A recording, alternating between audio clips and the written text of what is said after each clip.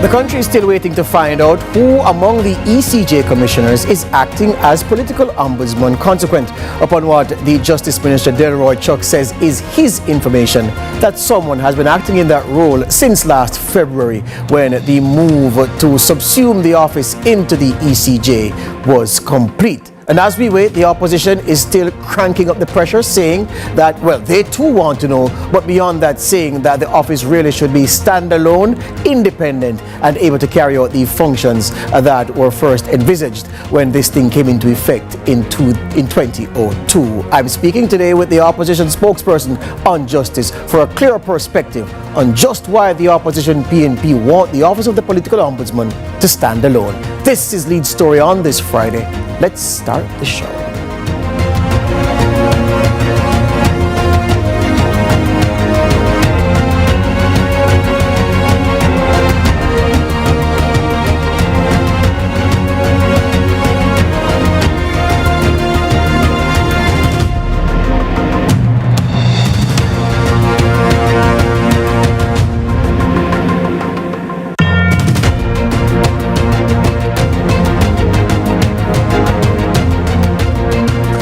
So welcome back to Lead Story. So I'll do my opening bit from here just to give you an idea of the things that have brought us to this point. So of course, April, important month, because that's when criticism really, well, fresh criticism emerged around the decision by the government to subsume the office of the political ombudsman into the Electoral Commission of Jamaica, the ECJ. The opposition, very early in its call, that it wanted the OPO from in April 2025, office of the political ombudsman. They wanted it to stand alone. The government said then, no, it would not change course. The decision had already been made. The die had already been cast, is what the Justice Minister said.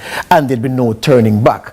Come forward to April 25, and you would recall the issue in St. James where the mayor of Montego Bay, Councillor Richard Vernon, instructed the staff at his office to drive around and remove political billboards belonging to, among others, Dr. Andre Horn, the PNP's candidate in waiting in West Central St. James. According to Mayor Vernon, his advice was that the billboards were mounted illegally, given that it was not in that defined campaign period. According to him, the definition, the campaign period is between the time the Prime Minister announces the election and, of course, nomination date, and when the poll is held. Between that space is when he says the official campaign starts, and billboards mounted outside of that window are illegal, and so instructed them to be taken down. You would have known by now that the opposition, they have filed a claim in court seeking action against asking the court to find against Mayor Vernon to say he acted ultra-virus and it was something that was iniquitous that was done by virtue of removing those billboards, and the law doesn't support the actions of the mayor. Coming out of that, the chairman of the ECJ, Earl Jarrett, revealed that, yes, he had spoken to Mayor Vernon, perhaps even written to him, and Mayor Vernon says, well, he's busy responding to the request for information from the ECJ chairman about this issue, and so he was not in a position to respond to the claim filed by the PNP in court. The Justice Minister has been giving interviews, Delroy Chuck, to say, listen, there are things I know now about the ECJ's work with the Office of the Political Ombudsman that I did not know before, but it doesn't mean that there's sufficient on the table for the government to change course. He says, I hear the calls, but I think it can work. I'm just paraphrasing what he says. And he says that they are standing firm. He says that he's been informed that an individual has been acting since last February. Now, you would recall that the political ombudsman inside the ECJ, that arrangement would have been in place for the February 24, 2024 local government elections. So from that time, Delroy Chuck says someone has been acting. When asked who the someone is, the Justice Minister says he doesn't know, and he's waiting on the ECJ to tell the country who that person is. Cue a response from the opposition spokesperson on justice to say, well, look, I too am wondering who this individual is, and I'd like to know, notwithstanding that arrangement is is not, the utility in that measure is low compared to what the utility could be if the office stands alone and is able to take on the very serious work in this season. We all know that the general election is due by September 30. So that's pretty much where we are. Recall, of course, that the political ombudsman has had 2 people serving in the chair when it was standing alone. Bishop Harold Blair, the first one, Donna Parchment Brown, the second one. And according to the legislation which gave life to the office of the political ombudsman, the ombudsman is supposed to be appointed for a 7-year term.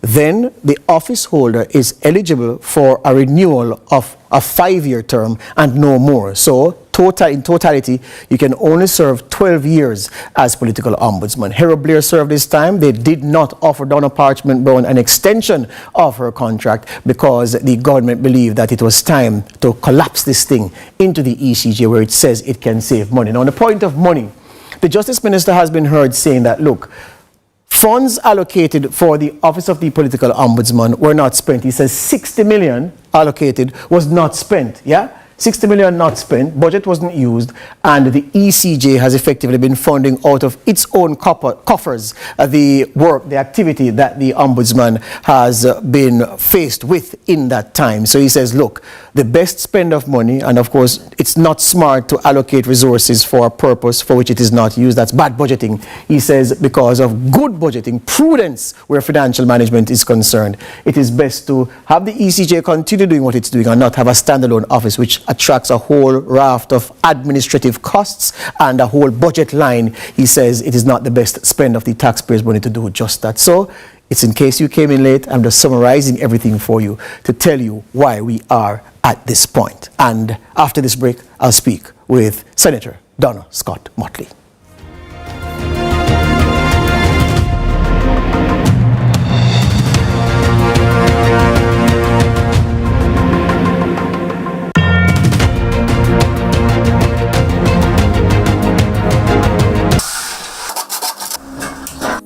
Your electrical needs, visit ABC Electrical Sales. We've got everything, stocking top brands like CNC, Philips, and Allen Bradley. We guarantee quality and reliability. Shop with us and save with even free island-wide delivery. Conditions apply. Visit us at Shop 8 Hagley Park Plaza, Kingston 10. Call 876-754-3714-5 or 876-754-3825-8. ABC Electrical Sales, for a better choice in electrical business. Let's delve deep into the issues. We'll take you beneath the surface. Greetings and salutations. My name is Orville Higgins and it's another edition of Fan Central. Talking to the people at the heart of the top sporting stories. Hear from your favorite sportsmen and women and the administrators who work tirelessly to make it all happen. It's live sports talk. I've written an entire article. Yes. Looking at all the major issues every Tuesday at 9 p.m. It's Fan Central.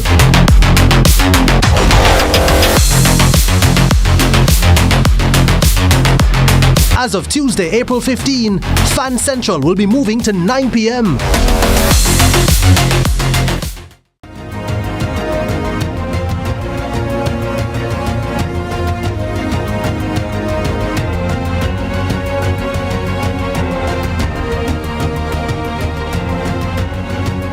Back with us here on Lead Story. You know, something just occurred to me moments before the program began, and that thing is that despite the talk about the Office of the Political Ombudsman and its subsuming into the ECJ, I realized that not many Jamaicans, if you were to do a survey of Jamaicans, a Vox Pop, intercept Jamaicans on the streets and say, okay, name 3 members of the ECJ, they'd struggle, and they'd struggle badly. So I think it is needful for me, before starting the conversation, to remind you who the members of the ECJ are. The chairman is the Honourable Earl Jarrett O.J. He's selected commissioner, the Honourable Mr. Justice Patrick Brooks. Of course, he's retired. Maurice Barnes is a selected commissioner as well. Tom Tavares, for instance, the president of the Senate, is a nominated commissioner, nominated by the JLP. The Honourable Justice Zayla Makala O.J. is a selected commissioner. Then you have Wensford Skeffrey, who is a nominated commissioner by the PNP. Dr. Andre Franklin is a nominated commissioner by the JLP. Then we have Glassport Run, obviously, as Director of Elections, he has to be there.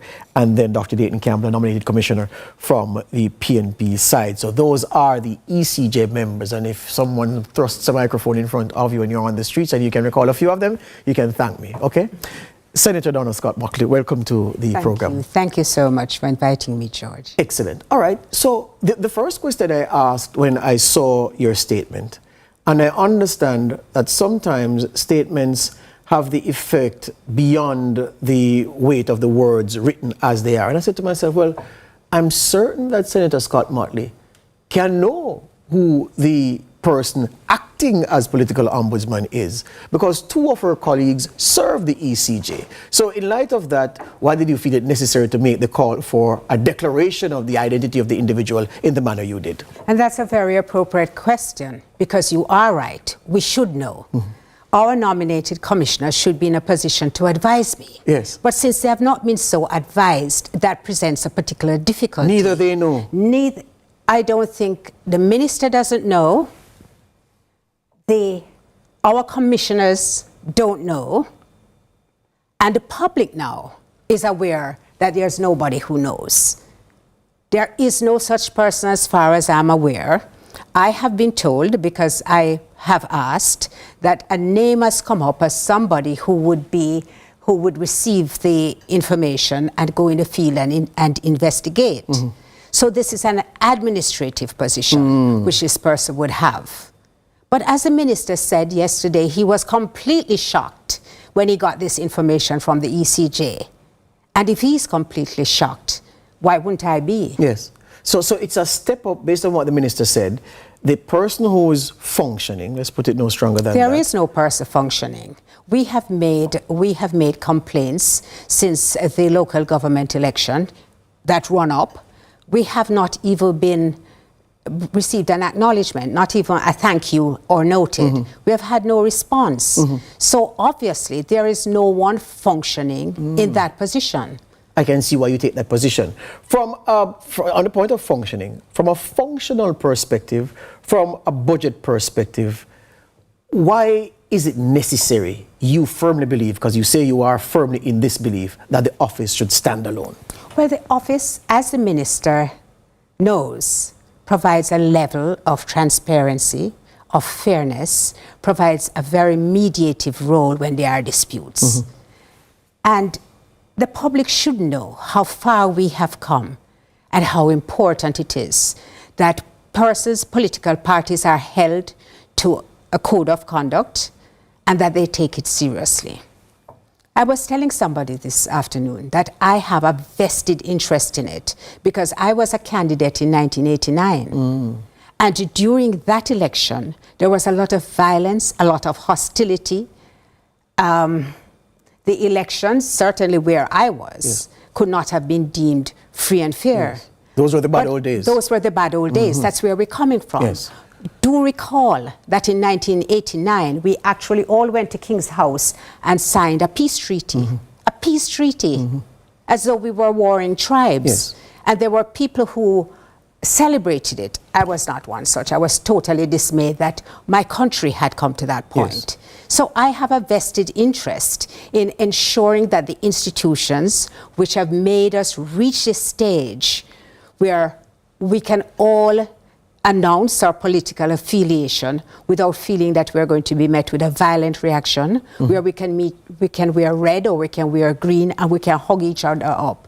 That means a lot to me personally because of my own experience. What this government has done, in my view, is undermined not just one, but two critical institutions because they determined that there was no need to have a political ombudsman. But in passing on that responsibility to the ECJ, they have held up the ECJ to a level of scrutiny which is quite unacceptable. The ECJ has been thrust into the public space in an uncharacteristically derogatory way. Their reputation now is being challenged, and I think that is unfortunate. But what I'd say to you, though, is the PNP has been strident from day one about this arrangement. Not just the PNP, George. Yes. I'm itemizing them. CAFE has also had its say. I detect, though, weak civil society support for the position, and I'm wondering if that is influenced by the fact that the office as it existed under Bishop Blair and under Mrs. Parchment Brown, that the office holder was rendered weak and ineffective because the sanctions they had at their disposal were almost as resilient as a styrofoam plate. No power to do anything. So that if you are a government into strong governance, how would you resolve it? Strengthen the office. You would strengthen the office. You wouldn't abolish it or subsume it under another institution. But that's why I afraid. But do recall, yes, though, it is very important for you to know that in spite of the fact that there were not sanctions, people took it very seriously. Right. I attended with persons from my political party who were summoned by the political ombudsman, and they were not happy about it at all. And she paid, both political parties would be present. She played a mediative role. Yes. And we usually left there feeling that we had been dealt with fairly and that the issues which we had confronted had been resolved. Hold that point. Have to take a break. This is Lead Story here on CVM TV, talking about the Office of the Political Ombudsman and that arrangement where it's a part of the ECJ. Not many people are happy with it. I'm on record as saying I think the office should stand alone, but the government says it's not changing course.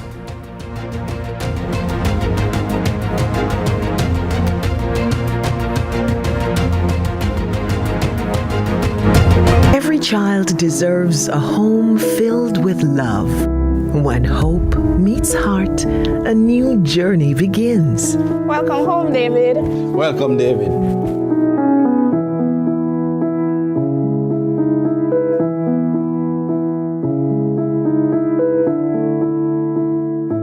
Make it your own.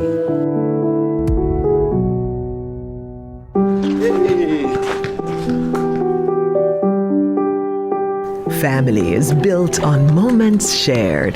Go, David, yes! Every smile and every shared moment connects us with a brighter future. Here, you're not just welcomed, you're family. Foster hope, foster love, foster a child today. Contact the CPFSA for more information. People, we now waste no time. I am super excited to be on for another season to show you the whole road. Listen, new adventures. Slim, get Fluffy. That's cool, let's go. We're not going out, you know. Things are only getting hotter and hotter this season. Click, pow, that must tell you something. There's a great story happening just in our backyard. We are on the Holy Road again.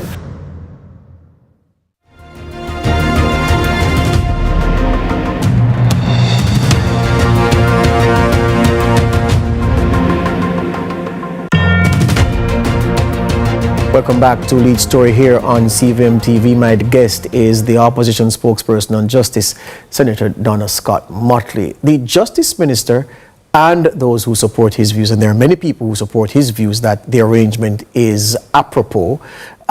He says that, look, why would we waste resources, because he says it's a waste, to put this office, keep it as an independent office, because there are so many independent commissions and independent this and independent that, quoting him. And he says, look, why would we continue to do that when you are talking about an office that really only comes alive once every 5-year cycle for a general election or once every defined period for a local government election? I can't even predict it these days because it is very, very unpredictable. But he says, look, for the bulk of the time of a government being in office, the ombudsman is like an inactive ingredient. There's no need, there's no call on the ombudsman's service. So why not just allow the ECJ, who has independent members, to serve as those who intercede in the event of a dispute, work it like that, rather than let it stand alone and spend resources to keep it administratively functioning for the bulk of the time that it is inactive. Its resources are being used for nothing really. And I put that argument to you. Well, let us examine it. Yes. The Honorable Donna Parchment said she had a budget of $25 million. When the debate was taking place, the minister, the Honorable Delroy Chuck, had said that it would save $30 million. But he has said that the allocation was $60 million. Now, you don't have to be a maths genius to see that something is not quite adding up.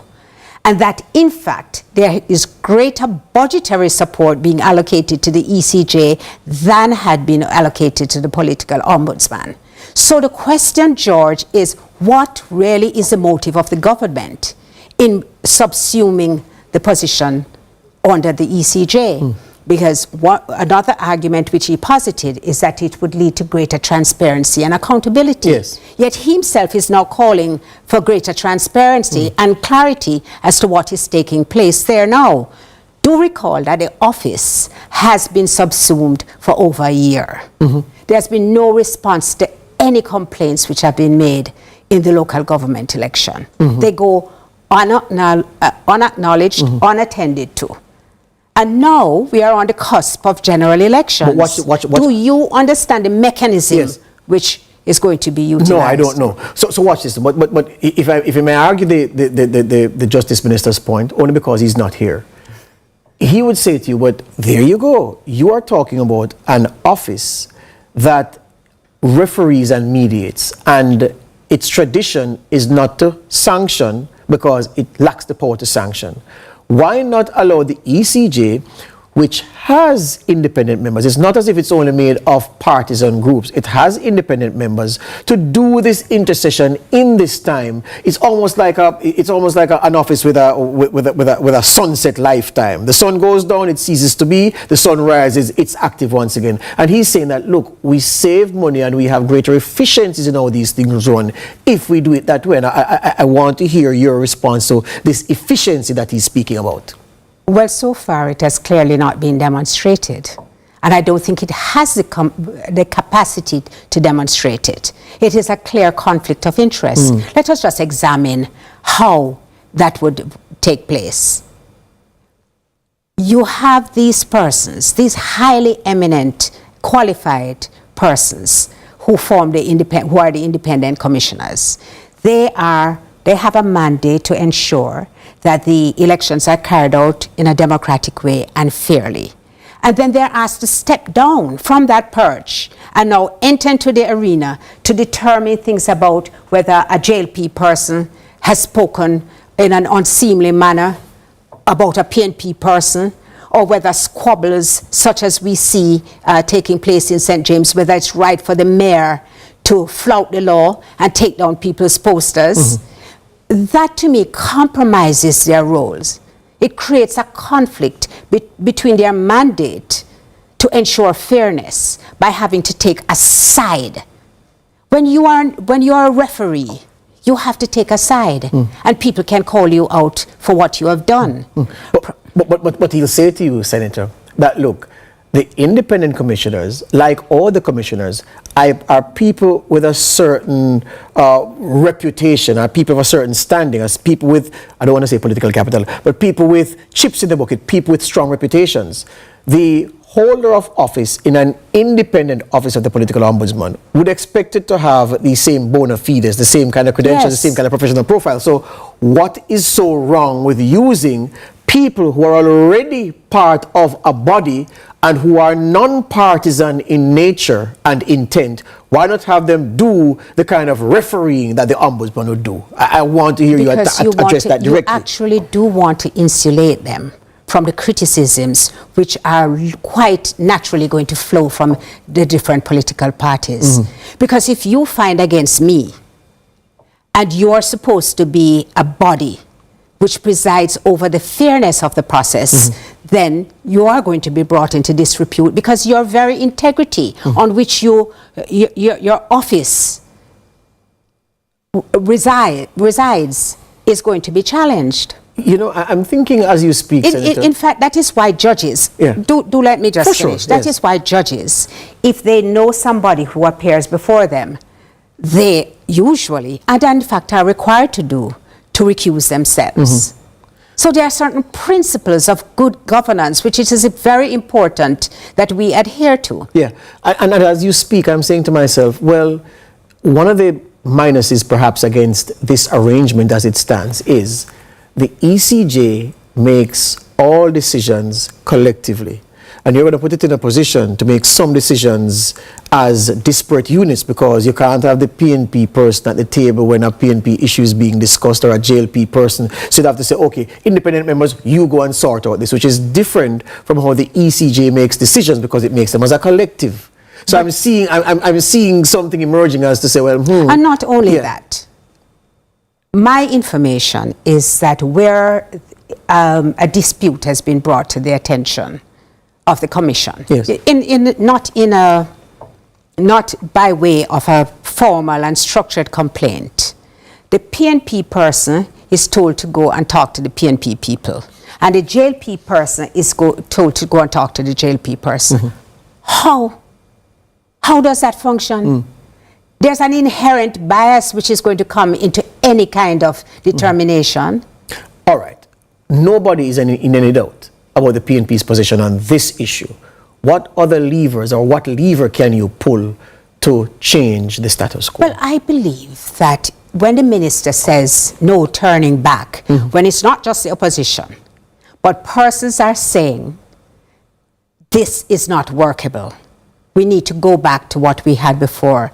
And he's adamant, in spite of all the protestations, that he will not recant at all. I would say that that is not good governance. That is not a government who listens to what the people want.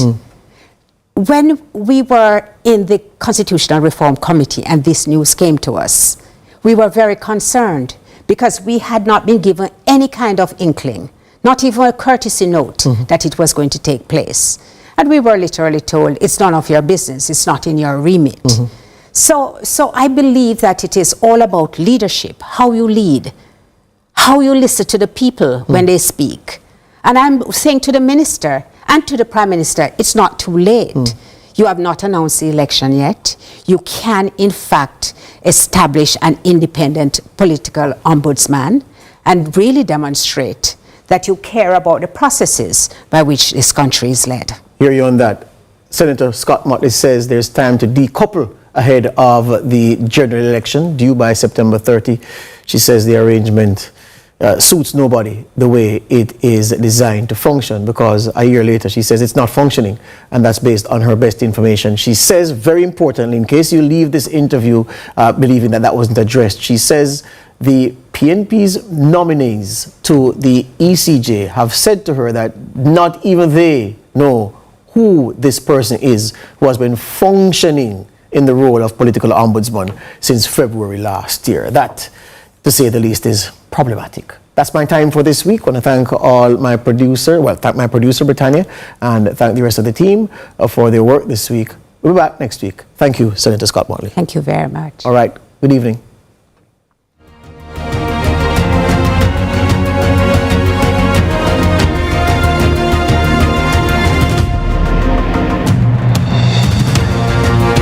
Deep into the issues. We'll take you beneath the surface. Greetings and salutations. My name is Orville Higgins, and it's another edition of Fan Central. Talking to the people at the heart of the top sporting stories. Hear from your favorite sportsmen and women and the administrators who work tirelessly to make it all happen. It's live sports talk. I've written an entire article. Yes. Looking at all the major issues every Tuesday at 9 p.m. It's Fan Central.